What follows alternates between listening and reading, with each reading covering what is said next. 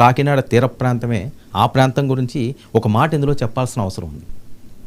వీర మహిళలు ఒక ఆందోళన చేస్తే ద్వారంపూడి చంద్రశేఖర్ రెడ్డి మీద ఆ రోజు జరిగింది కీచక పర్వం. రోడ్ల మీద మహిళలను పరుగులు ఎత్తించారు, చీరలు లాగారు, తాకరాని చోట తాకారు, కాలంలో పెట్టి తొక్కారు. ఇది గతం, ఇది నిజం. అయినా పట్టు వీడలేదు. తమ నాయకుడి మీద విశ్వాసాన్ని వాళ్ళు కోల్పోలేదు. దేనికన్నా సిద్ధమన్నారు. ఒక మహిళ రాజకీయాల్లోకి రావడమే చాలా సాహసోపేతమైన అంశం. అది కుటుంబాన్ని వదులుకోవాలి, పిల్లల్ని వదులుకోవాలి. అంత స్ట్రాంగ్గా ఉమెన్ ఉండలేరు ఈ పురుష ఆధిక్య సమాజంలో. అయినప్పటికీ కూడా తెగించి తమ నాయకుడి గెలుపు కోసం ఎంతోమంది పోరాటం చేశారు, కృషి చేశారు, ఎన్నో అవమానాలు భరించారు, అయినా నిలబడ్డారు. కట్ చేస్తే 24లో విజయం, అద్భుతమైన విజయం, ఊహించని విజయం. మరి ఆ రకంగా ముందుకు సాగాల్సిన అవసరం ఉంది జనసేన. అంటే ఇన్ని కష్టాల నుంచి ఒక సక్సెస్ వైపు వెళ్తే ఆ కిక్కే వేరు. సరే, ఇప్పుడు నాయకులు మాట్లాడుతున్నట్టు, చాలామంది మాట్లాడుతున్నట్టు గతాన్ని గుర్తుపెట్టుకోవాల్సిన అవసరం లేదు. ఈరోజు మనకు సక్సెస్ వస్తే మనమే వీరుడు సూర్యుడు అని అనుకోవచ్చు కాక, కానీ గతాన్ని ప్రజలు మర్చిపోరు. ఇప్పుడు ఏంటంటే సోషల్ మీడియా విస్తృతంగా విస్తారంగా విస్తరించింది. ఎక్కడ చూసినా సరే ప్రపంచంలో ఏ మూలని, ఏ ప్రాంతంలో ఏ చిన్న అంశమైనా మన కళ్ళ ముందు ప్రత్యక్షం అవుతుంది నిమిషాల్లో. మరి ఇలాంటి జనరేషన్లో ఉన్న ప్రజలకి పాత వీడియోలు వైరల్ అవుతుంటాయి. అప్పుడు ఏం జరిగిందో చెప్తుంటారు.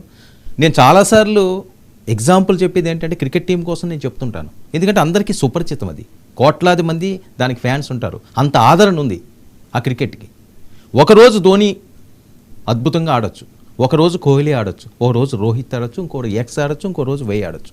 కానీ ఆ జట్టు ఆ ఒక్కడి మనిషి వల్లే గెలిచింది, నేనే గొప్పోడిని, నాకు తిరిగి లేదు అనుకుంటే అంతకంటే అమాయకత్వం వేరేది ఉండదు అన్నది అక్షర సత్యం. ప్రతి ఒక్కరు కూడా ప్రతి ఫీల్డ్లో కూడా ఇది తెలుసుకోవాల్సిన అవసరం ఉంది సమాజంలోని.